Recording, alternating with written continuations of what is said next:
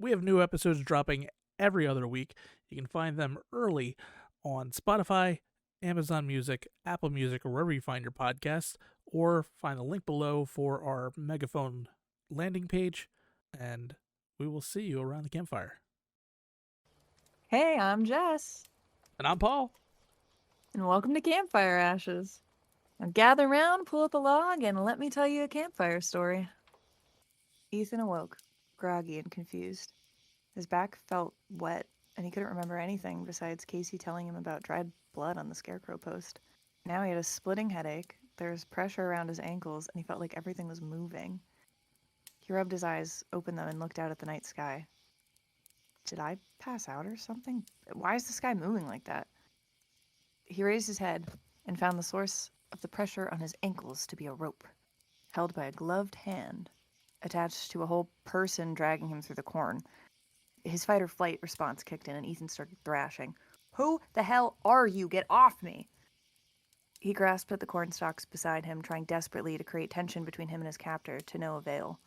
He flipped himself over and dug his hands into the muddied earth beneath him, determined to claw and crawl his way out of this, but his captor possessed greater strength and kept pulling Ethan toward the desired destination. It wasn't until they'd reached the barn, now lit from within by such bright light, that Ethan realized who had been dragging him through the field. The features, or lack thereof, were clear in the light once he'd been dragged inside. No fucking way this is real. But it was. Ethan had been knocked out, tied up, and dragged through the field by none other than Sir Straw Hat, or someone wearing the clothes his uncle had used to make the scarecrow. What the hell is happening? The scarecrow picked Ethan up almost effortlessly, despite his squirming and attempts to make this difficult for whoever was wearing the scarecrow's skin, and strung him upside down from the rope around his ankles on a hook nailed to the wall of the barn. After that, the scarecrow turned his back to Ethan and walked over to the source of the bright lights. It looked metallic and otherworldly. It appeared Sir Straw Hat was tinkering with the machine. Core strength engaged and arms unbound, Ethan pulled himself up and tried to free himself, but the sentient scarecrow shot him a look. It doesn't sound like much, but where this creature's button eyes should have been, it had deep, abysmal black eyes. Ethan flopped back down, unsuccessful at his attempt at freedom and unable to move, like he'd become art hung on that old barn wall. I don't understand, Casey said, throwing her arms up in frustration. He couldn't have gone far, especially with that blinding light, so where is he? Did Ethan ever tell you why our uncle sold the ranch? Isaac said, stopping in the lead and causing both Natasha and Casey to walk into him and each other. I'm not sure if he even knows. No, he just said your uncle was selling and refused to tell you why. Isaac sighed. My uncle claims his place is haunted. Claims he saw crop circles popping up near the end of it, and that caused him to sell. You're kidding me, Natasha laughed. Crop circles have been proven to be a myth and easily man-made. How did that scare him into selling? Well, it was that and a combination of other things. Weird noises, bright lights, sudden paralysis, swearing he was communicating with aliens. Anyway, after years and years of this and our family not believing him, he sold the ranch and moved out of the area. Whatever happened really freaked him out. Sounds a little far-fetched. Ah! Natasha said, stumbling over and falling to the ground. What the hell is that? Under her feet was Sir Straw Hat. Wow, he looks just like I remember him. Only much dingier. Isaac helped Natasha up and told her the story of the scarecrow while Casey turned in the cornfield looking for any signs of Ethan or where he might have gone. She spotted the light in the barn up ahead of them. Guys, over there. She pointed at the barn. He must have ran off to the barn. At that, the three of them took off running toward the barn. She rounded the corner of the open barn door and spotted Ethan, still hung upside down, but white as a sheet ghost on Halloween, eyes wide like a deer in headlights. Ethan! Isaac and Natasha finally caught up to her, and the three of them worked together to get Ethan down. His eyes were wide with fear, and he was stone still, so paralyzed with fear the blood rushing to his head didn't even flush his face. What happened to you, man? Isaac asked him, shaking him a little to try to get his attention. We've been looking everywhere. Ethan's gaze was unbroken, and he didn't even look real. Ethan, what's going on? Natasha asked. Talk to us. Otherwise unchanged? Ethan muttered. Look. Isaac and Natasha exchanged a puzzled look. Casey, on the other hand, followed Ethan's unbreakable gaze until her eyes bugged so far out she thought they came out of their sockets. Guys, turn around. Isaac and Natasha did as instructed, and the group was face to face with the burlap sack-faced Sir Straw Hat, flannel-clad, and hay popping out the bottoms of his denim pant legs. Only he was standing rigid and 8 feet tall, towering over them. This isn't real, Isaac said, closing his eyes and shaking his head to rid himself of the image before them.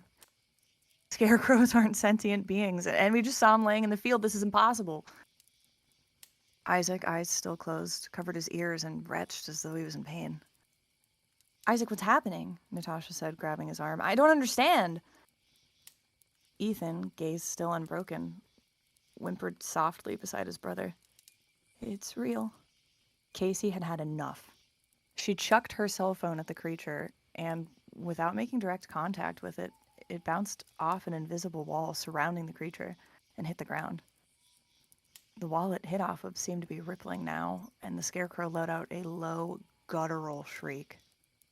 The boys, still pained and sitting in the corner, appeared to be in further distress once the creature made this sound, and blood dripped out of Isaac's ear onto Natasha's hand, causing her to pull away. Suddenly, the form of Sir Straw Hat rippled away to reveal a gargantuan, scaly creature, greenish-gray with solid black voids for eyes. Before anyone could react, the guttural sound this alien made dissolved into a high-pitched screech, and the lights of the metallic machine illuminating the barn gave off the same blinding glow from before, encapsulating the barn in bright white.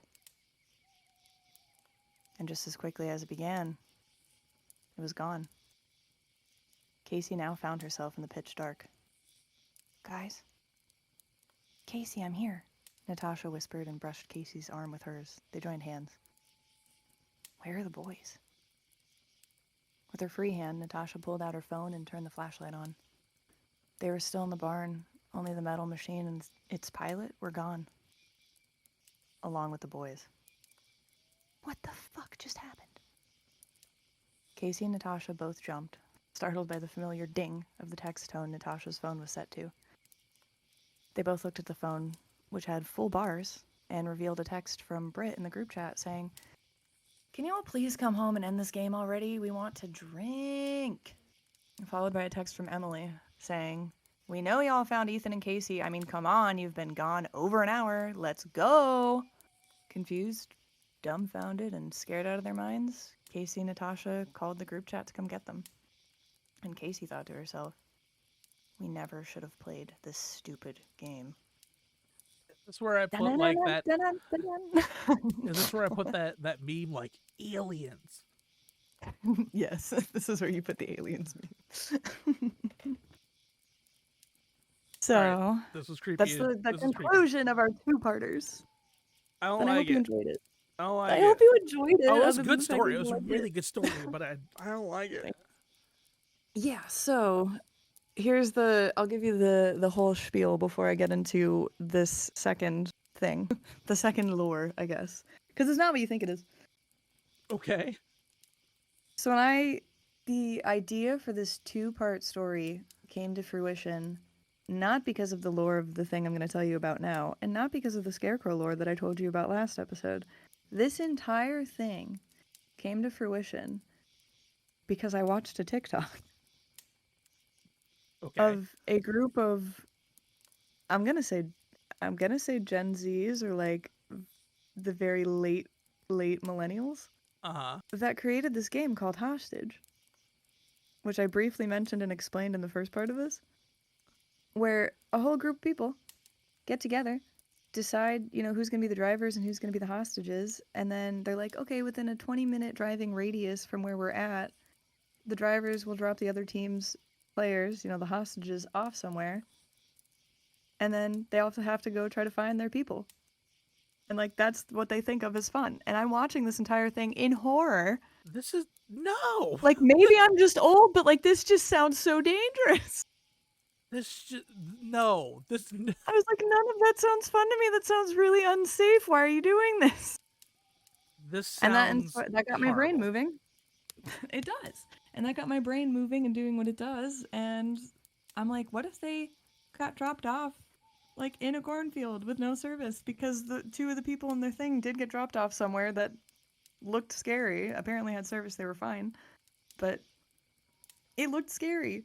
And I was like, I do not like this. This does not sound like fun. I don't know why they're doing this. And it led my brain to like, what if people got dropped off in a cornfield and were never heard from again? No, I will never play this. I am Yeah, really it's I am really terrible. thankful that like this did not exist when I was a kid, because I have friends dumb enough to do this, and I would not want to be part of any of it. It just sounds so unsafe. It does. It sounds like a mistake waiting to happen. Like something bad is going to happen, and it's Exactly. completely our fault. Because you're playing it after sundown. Yeah. And like the whole point of the game is just, okay, go find your team members and bring them back before the other team does. And like that's it. There's no reward. There's no like that's it. That's the game. Just go drop your friends off in the woods or wherever in the middle of the night. And hope for the best. Yeah, like that just oh my god, that sounds awful. Like Hopefully there's no serial killers or exactly. or Like if you didn't cryptids. go exactly. Like if you didn't go from like the, paranormal spooky supernatural phenomena standpoint like I did in my story, like there's the very like real tangible things that could happen to you. Yes. Like crazy people with guns shooting you because you're trespassing, or Exactly. legitimate serial killers. Like you're just asking for bad things to happen Like and it's a terrible idea. we thankfully live in part of the country that doesn't have a bunch of wild animals that can murder us. But like if you do this like in the West with wolves and cougars and grizzly bears and stuff like there's so many options. There's so many things that can just murder you at night. And Or like then those other things if you happen to get dropped off on the thing, the SW ranch. I don't know that. There's a whole Netflix show that I refuse to watch because I do Oh, not want that juju in my life. oh okay. Yeah, no, It's like the just thing. It's the thing that I told you. I literally will never speak about it on this podcast because I'm too afraid of it. uh-huh. And if you ever talk about it, I'm gonna need you to not use the actual words. Things referred to as Winnebagos, I'm Yeah, assuming. like let Okay. me tap out. Well, yeah, the other name for it. Yes. But yeah, yes, that. Yeah, no. Never talk about it on here. It's the second. It is the second episode ever of Supernatural. It's one of my favorite episodes. I cannot talk about that. It Oh, okay. scares me too I much. know that It is episode, the yes. entire premise of the Until Dawn game. Still can't talk about it. Mm-hmm. And a similar premise to the Quarry. Like I know the Quarry is werewolves, but like Yeah, the lore is yeah. I'm not like the really werewolves I can werewolves. talk about. Yeah. Yes, it's not really a lichened thing, Yeah, no. but like that I could talk about. Cannot talk about Until Dawn. Mm-hmm. Can't do it. It's like But yeah, that. but yeah, That just is something that terrifies me to my core. but yeah, just like not counting the supernatural and creepy cryptid kind of thing. Like just there's so many real world things that can just murder you in the forest. Exactly. Or you could just like Exactly. trip and fall, like fall off a cliff, or like you could just seriously injure yourself. Yeah, I mean, I will say like they're smart enough to do it in pairs. Like there are pairs of hostages. You are not dropped off by yourself somewhere, which like cool. Yeah, but that just Doesn't really means help much in the but long run, that but just like means cool, two at of least you you're not die. alone. Exactly. But like all of that just sounded not smart or fun at all. No. And it got my brain working the way that my brain does because I'm very paranoid as a person. And was like, that would make a really good story for the podcast. And I couldn't decide what I wanted the like entity to be. And I narrowed it down to two things and then decided I'm putting them both in. And that's why it became a two-parter. And also because the 1 year anniversary of our show. Yep. So what is this? What are we dealing with? Because I thought of one thing or two things, and then like it wasn't. I guarantee you're like over you're overthinking it. Okay. I threw in like a single sentence in here that would be like a throwaway line if you weren't, like thinking about that as the I'm assuming aliens. antagonist. No. Yes, but no. I'm Yes, but specifically talking about crop circles. okay. Specifically crop circles. Okay. Aliens are a subject that I think, one, you could do a lot of things with it. It's kind of like the Fae. Uh. And two, are a very real fear of mine, so I didn't want to step on them too much. We can, but not today. So when I was writing this, I'm like, do I want to go the scarecrow approach or the crop circle approach? The answer was both. Mm-hmm. So, crop circles. Insert aliens meme here. And for Pennsylvania, signs. Got it. So, crop circles. The term crop circle was first coined in the 80s. The first semi-believed to be written account of a crop circle comes from a 1678 news pamphlet called The Mowing Devil, or Strange News out of Hertfordshire. Some crop circle believers think that this is the first depiction of a crop circle. Not all people do, but some people think that's that. Mm-hmm. Then in 1686, this English naturalist called Robert Plot reported on rings or arcs of mushrooms, which may sound very familiar to you. That's fairy rings. Mm-hmm. And people kind of started to correlate those things. They started to correlate crop circles with fairy rings. Okay. It was very short-lived. They're very much their own things now, Mm-hmm. And actually, fairy rings are more believed to be real than crop circles are. Yeah, because I know in the 90s, there was a real uptick in crop circles, and that's when people were just like, oh yeah, no, this is fake. Actually, sooner than that, 70s. Oh, was it the 70s? Yeah, so there's a meteorologist by the name of Terence Meaden in 1991 who linked this report from the 1686 report from that guy in the natural history of Staffordshire with the modern crop circles.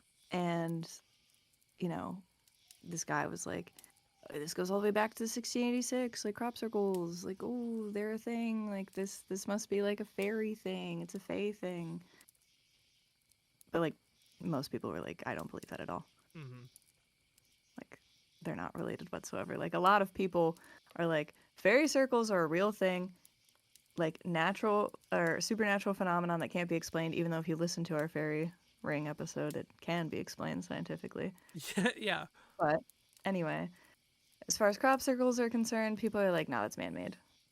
Absolutely man-made. Yeah, I know there was something. There was somebody trying to link a phenomenon, a meteorological phenomenon that Two crop circles. Yeah, it basically just kind of it was kind of an upside down tornado that just kind of spun, and that burned Cyclonic wind action. Yes.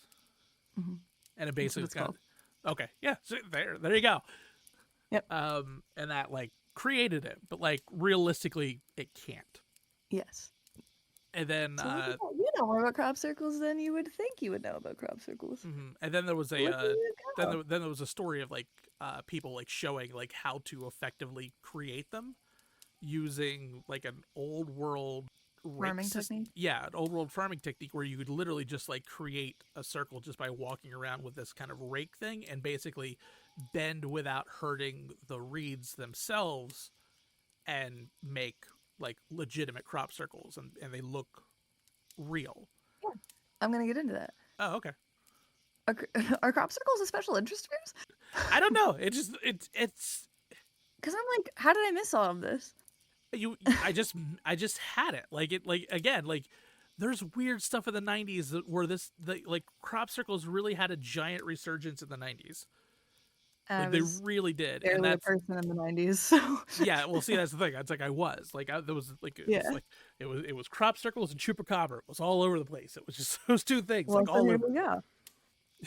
So bringing it up into the 20th century, the archaeologist E.C. Kerwin in 1932 observed 4 dark rings in a field at, oh geez, I'm gonna screw this up, Stoughton Down near Chichester or Chichester. Chichester? Yes. Sure, sounds good. But he's only able to examine one, and basically he concluded there's a circle in which the barley was lodged or beaten down, but the interior area was very slightly mounded up. So, like, that's a 1932 way of saying, hey, look at that crop circle. Mm-hmm. Like, it was beaten down in specifically this spot, but everywhere else seemed to be fine. Like, what's that about? And then you hear basically nothing about it again. And then 1963 happens, and a man named Patrick Moore described a crater in a potato field in Wiltshire that he considered, I don't know, maybe a meteor did this. Like, I don't know how to explain that. And then in a nearby wheat field, there were several circular and elliptical areas where the wheat was flattened in like a spiral shape. So they're like, that kind of seems like a crater. So maybe this has to do with like meteors. Maybe this is a space related thing. And so an astronomer was called in by the name of Hugh Ernest Butler. And in observing these areas, which did kind of create like a small crater with the impact, he concluded that these were actually caused by lightning strikes. I Okay. don't know how, because it didn't say anything about things being like scorched. Yeah, because like there's so many things that are like lightning hits, and it's just like, well, they don't make a perfect little circle on there. They destroy it completely. Yeah, but like there's nothing about it being scorched. It was just like there's a spiral flattening happening caused by air currents or whatever. And it made like a whole crater, but lightning. Mm. Sounds fake, but okay. Sure. And then, so we're still in the 60s here. The 60s, if you didn't already know, I will tell you, were a time of, there's a sudden surge in UFO sightings. Like the 60s just seemed to be like a time that like a lot of people were really talking about that. Yes. And around that time, like late 60s, early 70s, crop circles started to become a lot more common and popping up in a lot of places. Well, I figure that probably has something to do with the space race going on. Yeah, That's like that's exactly what I'm Roswell. thinking. That's Roswell. It was already kind of like posited in our heads when you had War of the Worlds. I So was that just was about to like say, is that not when War of the Worlds was late 30s with War of the a Worlds. thing?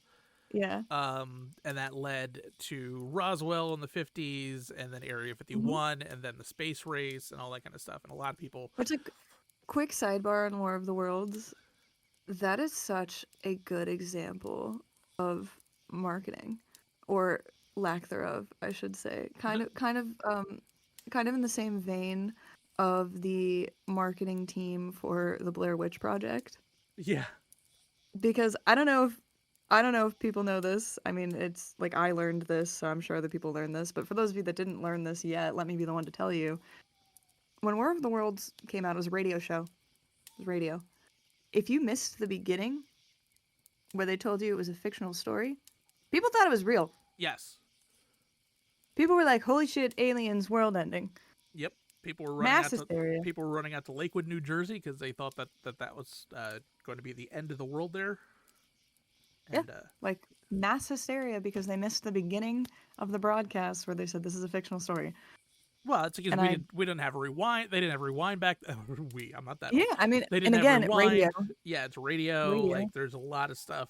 There's a lot of things going on, and I mean, realistically, you can still tempt that to today, where like people make very deceptive videos by leaving out the beginning of a thing that gives you complete and full context of what someone Or says they or edit them. does. Yeah, or editing and stuff like that. But like just leaving at the beginning of something can really make a difference on the context of a thing. So it's like if people can be easily duped today, it's not hard to believe that people got that easily duped in the 30s.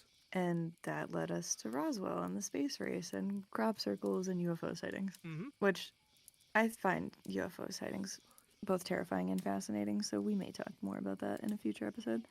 But so, yeah, 60s, UFO sightings, space race, all that stuff. Suddenly everybody's like, I see UFOs everywhere and I see crop circles everywhere. Aliens. End of the Aliens. world. Yes, aliens. End of the world. There is a very famous case investigated by the Department of National Defense in Alberta, Canada. Canada. I don't know why I couldn't just say that for a second there. In 1966, it was the Tully. Oh, so sorry. I'm lying to you. This is not Canada. This is Australia. It was the Tully saucer nest, where a farmer witnessed, or said he witnessed, a saucer-shaped craft rise 30 or 40 feet from a swamp and then fly away. They investigated that and basically concluded, like, this is just a water spout that created, like, the crater that was supposedly where this craft was laying, or, like, the force with which it rose created that. No, they're like, it's a water spout. It's nothing crazy. Like, I don't know why people are so determined to try to create things that aren't there, but yes, water spout. So, at this point, a lot of non-believers and a lot of like skeptics and people trying to write this off. Like, I'm very superstitious, so like to me, I would look into that and be like, but that's what they want me to think. That's what they're reporting on, which must mean that they're lying to me because I don't trust the media. And then we get to the 70s. So, basically, this Queensland, Australia saucer nest thing happened. And it's the 70s, so it was kind of broadcast. And there were these two dudes in Britain by the name of Doug Bauer and Dave Chorley. And they're like, huh, crop circles. That could be a fun prank. So they just started creating crop circles in British cornfields in the 70s, starting in 78. Which would encompass Because, my entire life. So again, this is why yeah, for some reason I am acutely aware of crop circles. so they're like, this will be so funny. We should do that. Mm-hmm.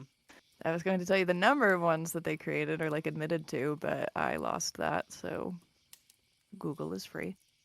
There's a lot. Yeah, like crop circle lore is very much like this is what it looks like, but most people don't think it's a real thing. Like most people don't think it has anything to do with aliens. Which is weird because How did it get associated with aliens? mm, Another question Google did not answer for me. I could not find the link between aliens and crop circles. It pretty much was just like people started claiming UFO sightings or really saw them, I believe it. well And they then crop feel circles that the crop circles related. were they were made that way because of the alien, because when you think alien you think saucer, so you think particular kind of thing for a spacecraft. So when it lands it's spit like you think of the like 1950s, think of the spinning flying saucer kind of thing. So if that were to land in a field, the thought process would be that it would leave a circular indent in the field. And you'd see them in fields because why wouldn't they land somewhere that's like out of the way? Yes. Yeah. Or like create their like little nests or whatever. Mm-hmm. Saucer nests, as people were calling them. And then from there we got UFOlogists or UFOologists or whatever you want to call them. In the meme. Like six, yes.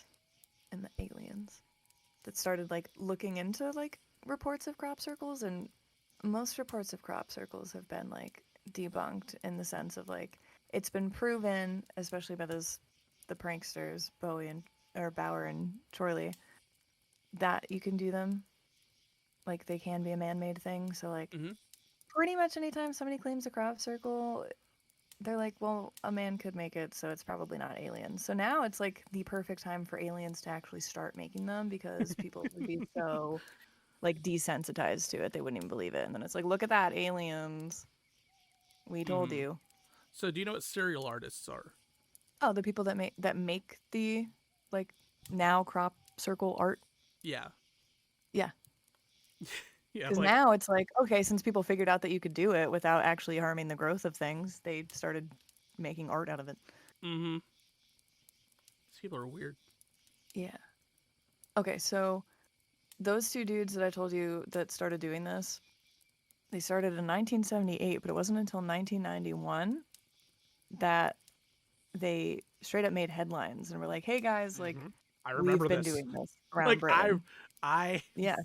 I very vividly remember this stuff. And they explained that they did it with simple tools like Mm-hmm. a plank of wood Yep. and rope and a Yep. baseball cap fitted with a loop of wire so that they'd walk in a straight line. Mm-hmm. Because they found that if you went after it had rained and the stalks were soft, you could bend them without breaking them. Mm-hmm. Also based on the And crop. yeah, which is why it's like the cereologist became a thing. Mm-hmm. You know, because it was specific to like the Yeah. the technical definition of a cereologist is the advocate of paranormal explanations of crop circles, who like examined some of their circles and declared them to be authentic crop circles before Mm-hmm. they revealed like we did this, it's a hoax, like none of Yeah. this is It's real. like, see, this is a real one. It was just like, no, we did this one like last week. Yep, they're like, nope, that was us, haha. Yeah, they would literally go So out funny. after rain and Got take a you. they would take a plank and drill 2 holes in it and put like a string and wrap it around their neck and literally just take a step on the plank, take a step on the plank, and just go through. It's actually kind of neat to watch. Like I remember the video of them doing it, and it was just like, oh, that's really cool. But then it was just when they're done, I'm like, oh man, I can see why people are going crazy over this. So much so that in 2002, Discovery Channel commissioned 5 aeronautics and astronautics graduate students from MIT to create crop circles of their own, trying to duplicate some of the features that were claimed to be distinguished as like real crop circles versus the ones that were known to be made by Bauer and Chorley, Mm-hmm. called Crop Circles Mysteries in the Fields. It became such a thing that Discovery Channel was like, a whole show, let's do it. Let's talk about it. And like the 2012 Summer Olympics in London, they're like, here's 2 crop circles in the shape of the Olympic rings. Hee hee ha ha. Mm-hmm. So funny. Like it's become like a pretty big joke. But not for these 2 17-year-olds in 1992. So I'm probably gonna butcher these names, I apologize. Gabor Takas and Robert Dalos. In 1992 they were 17. They were part of an agricultural school in Hungary, Mm-hmm. and they created a 118-foot diameter crop circle in a wheat field about 43 miles southwest of Budapest. Okay. Like, if you happen to know exactly where that is. I don't. Exactly. But they did that in June of 1992, and then in September, they appeared on a Hungarian TV show and exposed that they did it. Like, they're like, it's a hoax. Like, you guys have believed this entire, like, for months now that this was made by aliens. We did it. Like, they showed photos that they took of the field before and after it was made and, like, explained how they did it. And as a result of that, the owners of the land that they made the crop circle in sued them for Ooh. the equivalent of about 3,000 US dollars in damages Uh-oh. because they wanted to get cocky. But the judge in the case ruled that they were only responsible for the damage caused by making it, like making the circle itself, which amounts to like $30, like 30 US dollars at the time, Mm-hmm. because they concluded that 99% of the damage to the crops, like why they were seeking thousands of dollars in damages, was actually caused by all the people who visited the crop circle because they reported about it on TV. Mm-hmm. Yeah, trampling from that, which they can't be held responsible for. Exactly. So the TV show paid those legal fees Oh. and paid the fine. And then in 2000, a man in the UK named Matthew Williams became the first man to be arrested for causing criminal damage after making a crop circle in someone else's field. Yeah, because like for the most part, like this is not people like doing it in their own fields. They're like going out to other people's fields and doing this. So like I could definitely see this being malicious because Mhm. people are going to Like, like you. oh, it's so funny. And it Yeah. ruins people's crops. Mm-hmm. Because if you don't know what you're doing, you're going to actually ruin the crop. Yeah, you're going to like for example, like if you're doing like if you're not a serial artist, like you don't know there are only like three crops. Weird. There are only like 3 crops that you should really be doing this, and that's rapeseed, barley, and wheat. And those are specific times where like the stalks are tender enough to be able to handle being trampled on without like damaging the crop. So like Yeah, if I you mean, don't just like know anything that, else, do your research. Yeah, like so if you don't know any of that stuff and you just go through and like the week before like wheat fields are supposed to be harvested, like you could do considerable damage to someone's like bottom line because like you're destroying food at this point. Yeah, which is their living, Yeah. their livelihood. So he was fined for that, and then as of 2008, no one else has been successfully prosecuted in the UK for criminal damage caused by creating crop circles. So as of 2008, in the UK, nobody else has been successfully prosecuted for that. So it seems like the craze has been, you know, it's dying out or it's concluded. Yeah. Yeah, yeah, you don't really hear it in the news much at I mean, all, the general if ever. consensus has been that, like, they're constructed by humans, they're hoaxes, it's like advertising, it's art, it's nothing like, people stopped linking it to aliens a Mm. while ago. But I linked it to aliens in my story. You're like, I So that still wanted I, aliens. specifically, would you like to know specifically why I said I'm putting aliens in this story of crop circles? Yes. It's all part of my agenda to talk about the 2002 M. Night Shyamalan cinematic masterpiece that is Signs. Signs. Which I love. Have you watched Signs? Of course I've watched Signs. That was more at the viewers. I would be insulted if you hadn't. I don't think we could be friends if you hadn't. No. I could see not being friends after over that. That was a good movie. Like that was before Such a like good he movie. made a couple of like flops where it was just like, oh god, this is dumb. But Like The Happening. trees, man, angry trees and angry wind. Yeah, And they're that gonna was. poison you because they're mad. It's And they're 'cause gonna make you go mad. they're gonna make you kill yourself because they Or don't others. they don't like you. It's wild. It was. Signs is arguably my favorite M. Night Shyamalan movie, and I know The Sixth Sense exists. I mean, I love Unbreakable. Oh man. Unbreakable's good, Breakable is very good. and obviously Sixth Sense was just amazing. Like Sixth Sense is still to this day, like Prolific. anybody who has not ever watched Sixth Sense and it was just like, I saw the twist coming. Bullshit, you did. No one saw the twist coming. No friggin' way you saw that twist coming. No one saw the twist coming.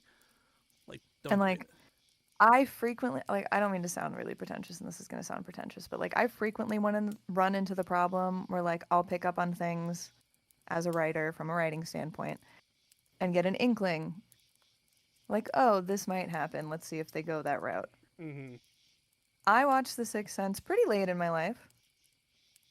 Like, was I alive when it came out, or did it come out before I was alive? No, I'm pretty sure you were alive. When did The Sixth Sense come out? Late 90s. Well, so did I. Point being, like, I was a 99. baby child. 99. Okay, so I was three. I was three Yeah. when The Sixth Sense came out. So for me, like, late in my life for watching that movie, I was in college, like late teens, early 20s when I watched that. Mm. So like, had been reading and writing and really into books and all that stuff for a while at that point. I forgot Toni Collette was in that. But like, such a good movie, and I never saw that twist coming. Like, I could tell you for sure, even from a writing standpoint, like viewing movies from the lens of a writer, never fucking saw that coming. Mm-hmm. Also, I just want to put a little spotlight on Donnie Wahlberg's performance in that, because it took me years to actually believe that was him. To believe it. I thought everyone was gaslighting me. I thought people had collectively banded together to gaslight me, like faking the IMDb page and everything, into believing that that was Donnie Wahlberg. Like, I did not believe it. I was like, there's no friggin' way that's Donnie Wahlberg. He was fantastic. Yeah. That movie's so good. Yeah, it's amazing. And it holds up so well. But it does. But I still don't know if I love it more than Signs. I mean, Signs is a good movie. Signs just hit me in a different way. And maybe it's because, like, I have a strong fear of aliens. Mm. Like, not that I'm not afraid of, like, supernatural entities. Yeah, there's plenty of stuff we are. I think there's more. I think there's more stuff I'm afraid of now because we've been doing this podcast, and I'm like, oh, well, fair. this is so a fear. fair. This is a fear I didn't know I had. Completely valid. I was mostly like just like entranced in The Sixth Sense. I was fucking terrified of Signs. Mm-hmm. Yeah, Signs was such a good build-up. And I pretty much will look for any excuse to talk about that movie, which is why I was like, oh, I could tie this into crop circles, which means I could tie it into aliens, which means I could tie it into Signs. Mm-hmm. And so that's where that came from. I don't think I'm legally like at liberty to say the things that I would do to get them to remaster Signs with the CG that we have now.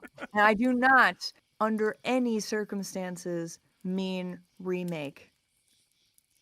Don't touch it.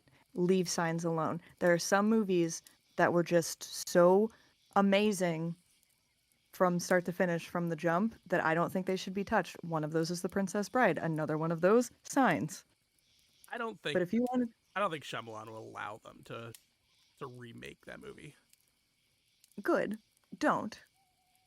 Like Mel Gibson, Joaquin Phoenix, perfect performances. Leave it alone. Mm-hmm.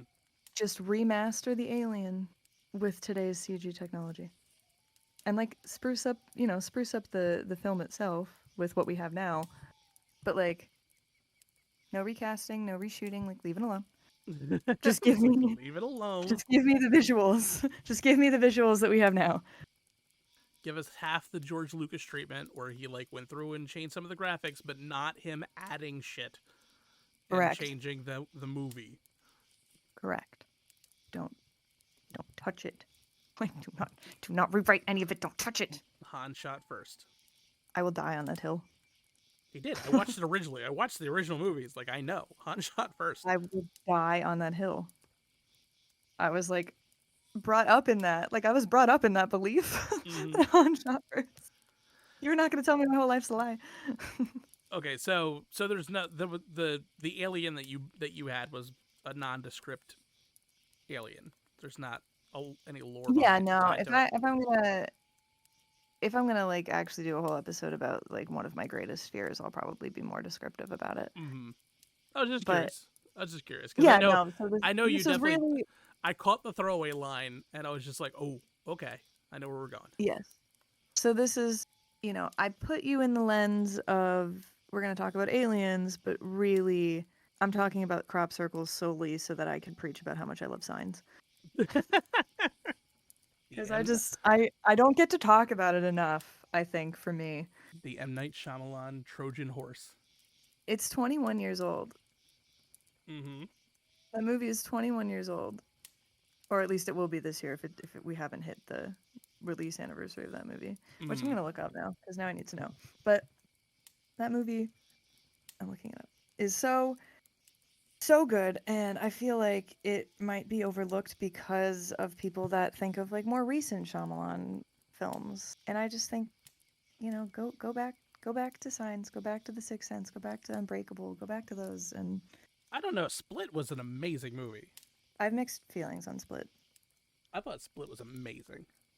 I have mixed feelings. So Signs came out, I know it came out in 2002. When did it come out? Oh, August 2nd. So we're coming up on the 21-year anniversary. Yeah, next week's episode will be out after it. Mm-hmm. But God, it's so good. It is. It's a really good movie. Yeah, was one of the kids in that movie related to Macaulay Culkin? Yeah, that's Rory Culkin. Yeah, look at that. Huh, interesting. Not me not realizing that. I forgot Abigail Breslin was in that. I could never forget Abigail Breslin was in that movie. I idolized her as a kid. Stellar friggin' cast, though. I mean, let's be honest. Mm-hmm. Yeah, it was a good movie. It was a really, really good movie. I loved it. Movie. But so Split, my mixed feelings on Split come from the fact that like I worry about the light that it paints on like people that have multiple personalities. Mm-hmm.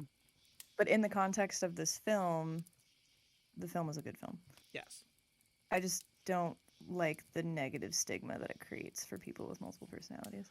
Well, I mean, if you take it that way, I could see that, but like if you take it from the fact that he's just a supernatural being on his own and he wasn't actually a DID patient, he's just a freak of nature creepy thing, then it's different, because then it's not like, well, not picking on real people. It's like, no, this is a weird supervillain that was creepy and just looks like a DID patient because that's his power.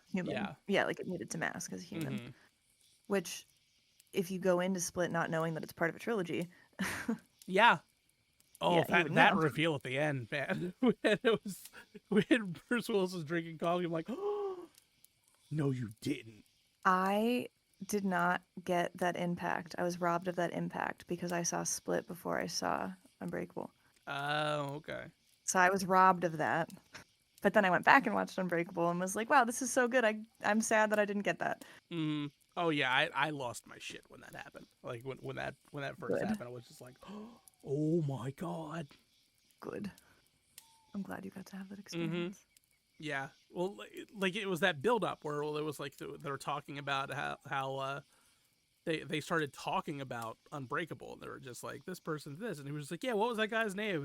And then they pan over and it's Bruce Willis. His name was Mr. Glass, and I was like, oh my god. I went crazy over that movie. You're like, what? Yeah. The reveal. Mm-hmm. That was such a good reveal. Yeah, I mean, if there's one thing that M. Night Shyamalan's going to do, he's going to give you a killer reveal. Mm-hmm. For the most part, unless it's The Happening or Lady in the Lake. I didn't see the second one. To a lesser I extent, did The not see the Village. second one you mentioned. But okay, even with The Happening, even though like I complain about it, I didn't see that being the conclusion. Like I did not see that being what was happening. And while yes, my reaction to that was, "Are you fucking kidding me?" I still didn't see it coming. It was still dumb though. It was still dumb. Oh yeah, but I didn't Like see it coming. their love And that's together what's was gonna what make him. stopped The Happening from happening. Like it Yeah, a stopped little. it, and then we're just like, well, we're gonna try again in Europe. Yeah, I mean, well, yeah. well, America caught the lesson, but now it's Europe's turn. Yeah, I mean, it could have been a better movie, but the point still stands. I didn't see that twist coming. True. I think the only twist I saw in a M Night Shyamalan movie was kind of Devil, I didn't which see that one. it's Devil's a good one. You should definitely check it out. Like I had a feeling like midway through, I'm like, oh no, I think I see where this is going, and then I kind of got it. I got like 20% of it. Like I got 20% of the reveal, but like Okay.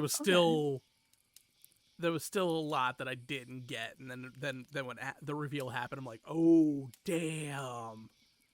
And then the resolution was not what I expected either, and I'm like, oh wow, this was such a good movie because like the majority of the movie takes place in an elevator, like a stuck elevator.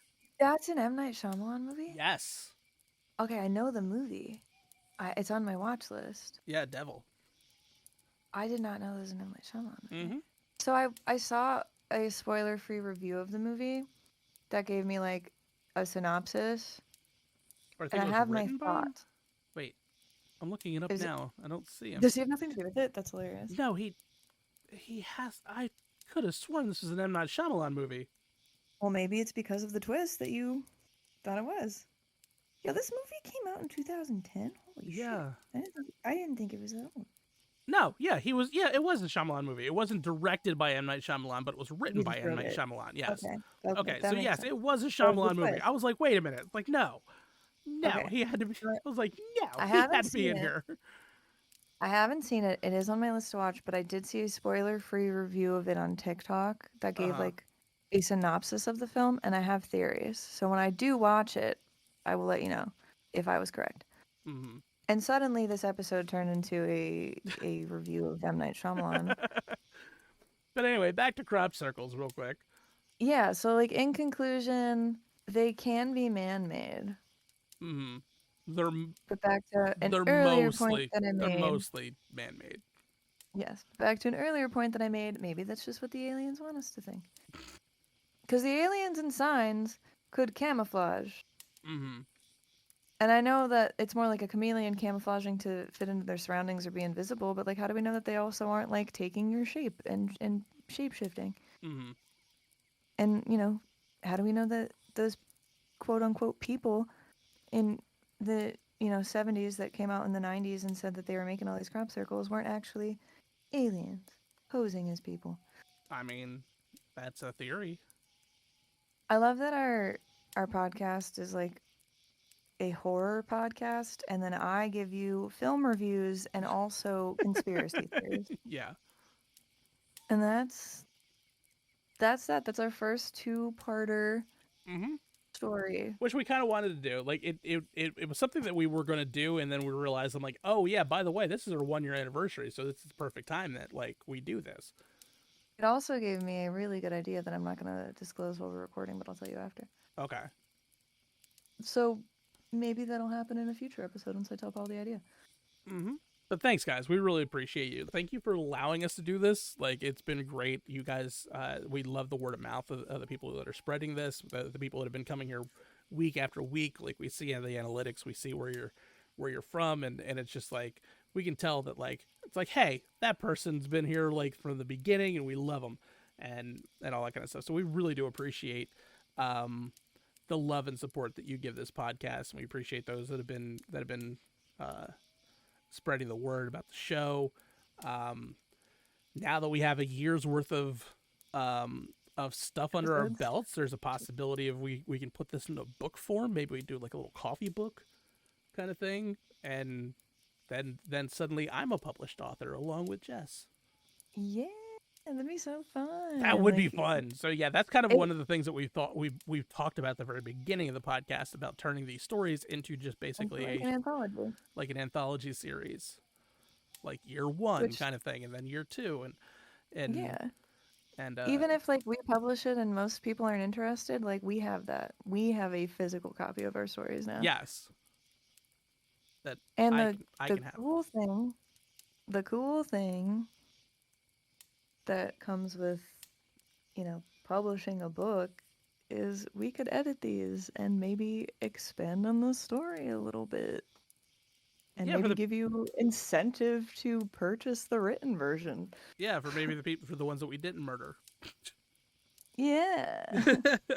Or, you know, if there's an open-ended conclusion, such as the story I just gave you, maybe we expand on it and you learn what happened. Mm-hmm.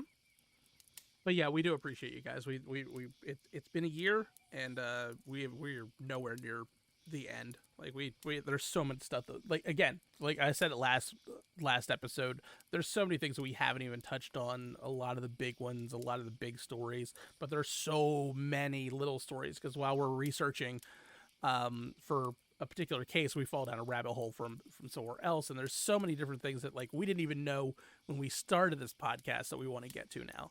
So we thank everybody who's been along for this ride, and I'm excited for more, and I hope you guys are. We could not do what we do without the support of you guys, you spreading the word of the podcast, and we just cannot thank you enough. I can't wait to see where the next year takes us. And those that are listening to us on Spotify, those have found us on YouTube.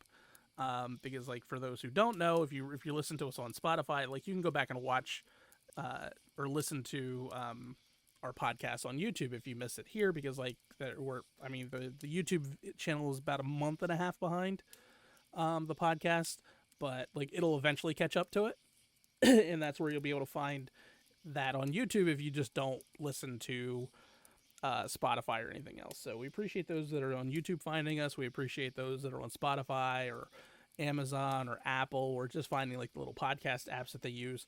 Whatever you use to find us, we appreciate you. And on to year 2. Easy.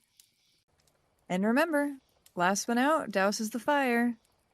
If you heard something, no, you didn't. And if you're here with us next time, that means you made it to morning.